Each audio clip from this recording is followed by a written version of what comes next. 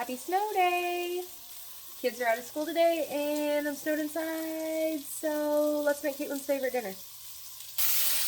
Okay, so you're gonna get your favorite stock pot, do 6 cups of water, 4 cups of carrots, and 7 potatoes.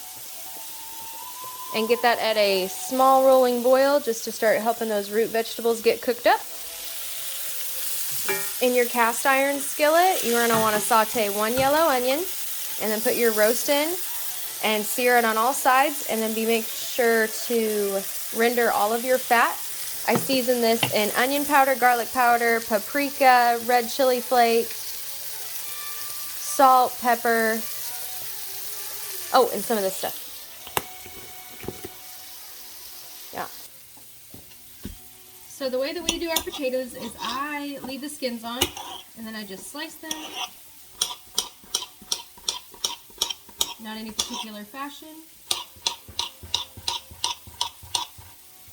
I like to leave the skins on because the skins naturally have iodine in them, which is good for you, with the minerals.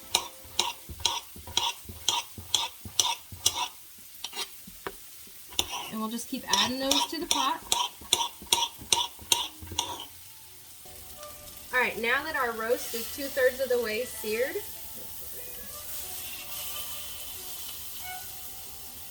we're going to add all of our remaining ingredients to it. Garlic, you can use fresh, but this time of year, I just like to buy it like this, and nice and minced in olive oil. We don't judge. Alright, now you're going to hit that roast with some old-fashioned yellow mustard, Worcestershire sauce,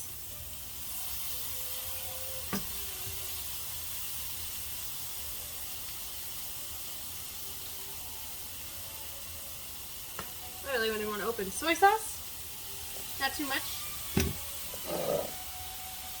and then because you want to have a little kick to it, this is some fermented jalapeno and cilantro and garlic, and I'm just going to give it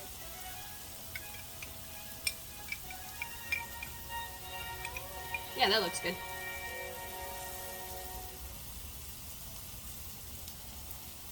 Obviously you're not going to have this in the fridge, but anything that you would want to do to add a little spice, some sriracha, or if you don't like spicy, omit altogether. Alright. Stir around my onions and my garlic so they can marinate.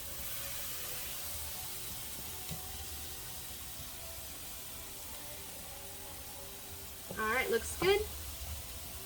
Okay, at this point, we're going to add our roast to our stock pot. Just lay that in there nice and nice.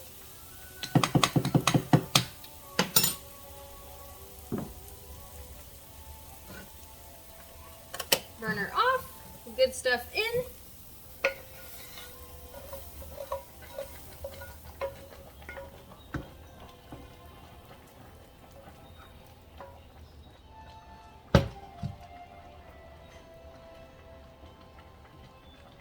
Oh yes, excellent. Alright, so at this point, you're going to top off your pan with water, add some bay leaf, some beef bouillon. You can use bouillon cubes, you can use better than bouillon, you can use beef stock if you have it on hand. I don't at the moment, so I'm going to use some bouillon cubes. I'm going to use 2. And I'm going to hit it with some turmeric, not necessarily for flavor, but because it's so good for you. So we're going to hit it with that. Reduce the heat.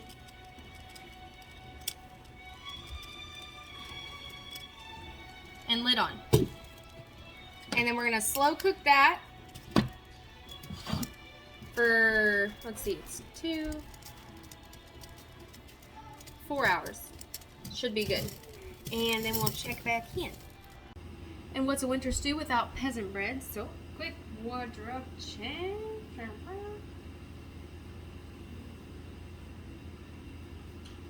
going to put an apron on because I always make a mess when I make bread.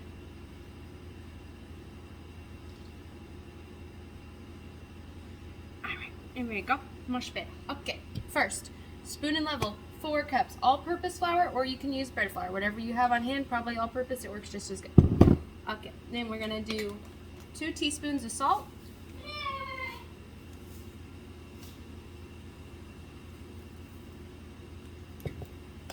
Okay.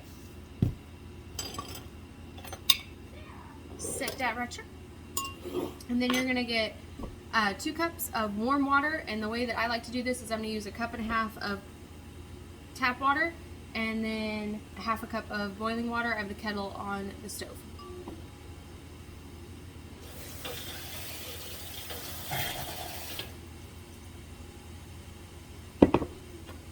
While I'm waiting for the kettle to go on, I'm going to need 2 teaspoons of sugar.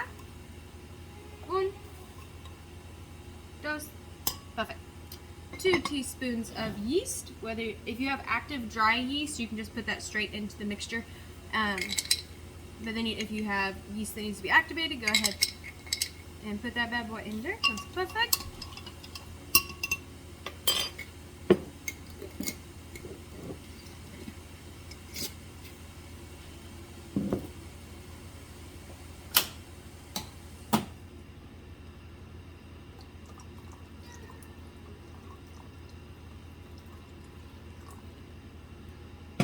Stir, stir, stir.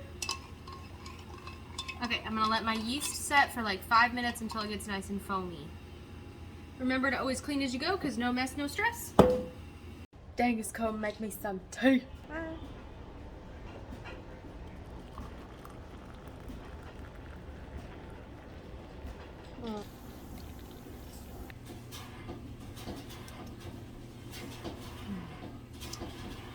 That's nice. Okay, in it.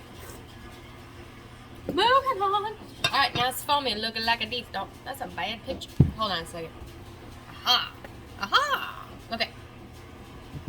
Now we mix a disa with a disa. That's our mixing.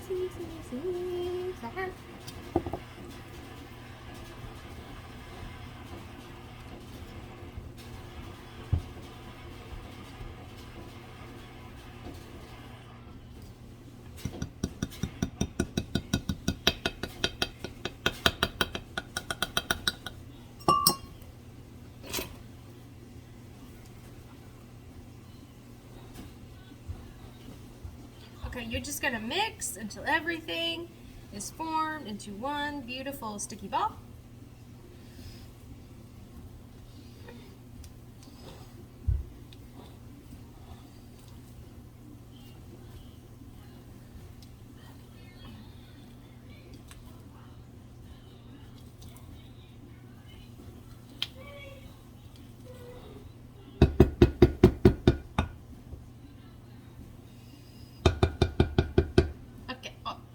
This will be extremely sticky.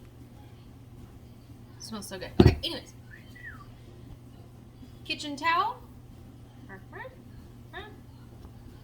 Over the top. And then you're going to let it rise in a warm place.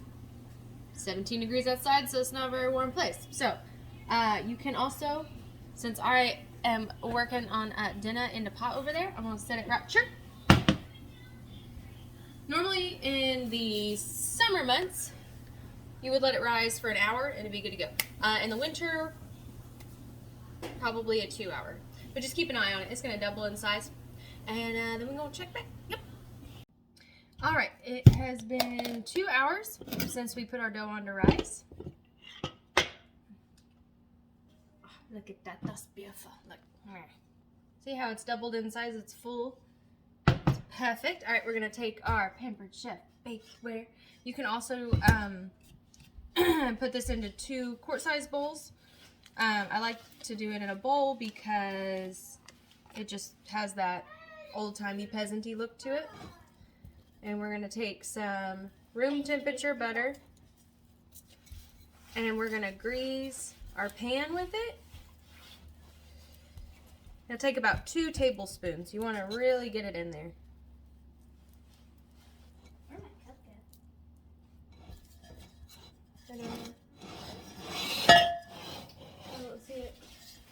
Go look on the dresser. Yep. Okay. Okay, perfect. Okay, all right, now we are all coated. Good to go. And what we're going to do at this point is you're going to either take 2 forks if you want to separate it. I'm just doing one big loaf. You can take 2 forks, or you can take a rubber spatula. And you're going to want to punch it down. Scoot over. Excellent. Okay. This part will be messy. Heads up. All right. So you're just going to want to separate the dough from the sides of the bowl. Completely. Very nice, very nice. Just keep pulling at it. So, okay, at this point, now that you've got it separated from the bowl, you would break it into 2 loaves and then put it in 2 separate containers. You can also use a loaf pan, but what you're going to have to do is use 2/3 of this mixture for your loaf, and then use the other third for a mini loaf would be cute, or if you've got like small bakeable ramekins, that's super cute. But this is too much for a single loaf pan. So just keep that in mind. All right, we're gonna dust with flour, and then you're gonna burp it. Get that flour all the way around the sides. Perfect. All right, then we are going to put our dough mixture into our baking bowl.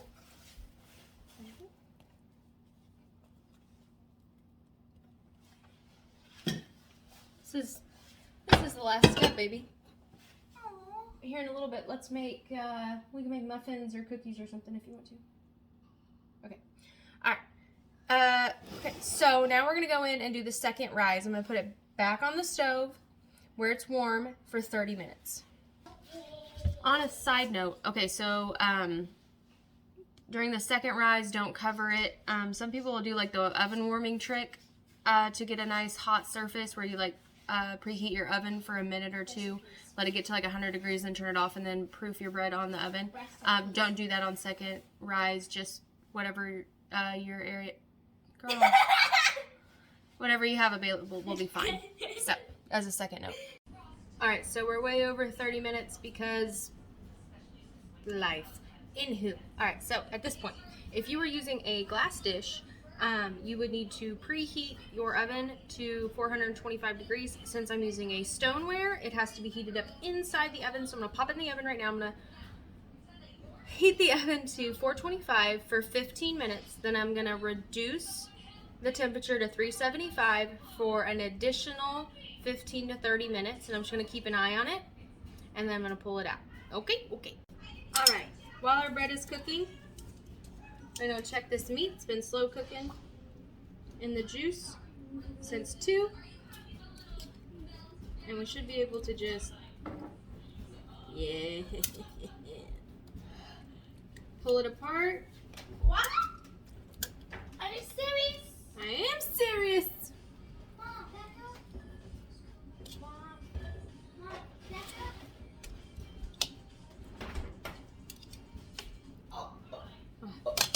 That's wonderful. That's perfect.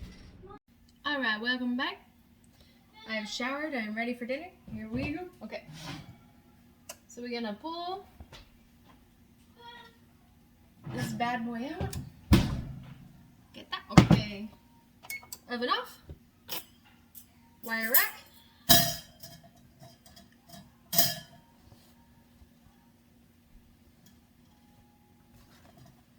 Grab and flip.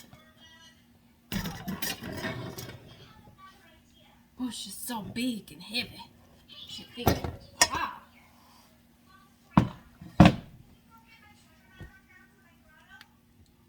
All right, and that's what it looked like. Oh, so good. All right, so I'm gonna let this cool on the rack. Then I'm gonna slice it, and I'm gonna eat my dinner. And I hope you all have a beautiful rest of your snow day. Whoa, whoa, whoa. Big hair. All right, anyways, have a great night.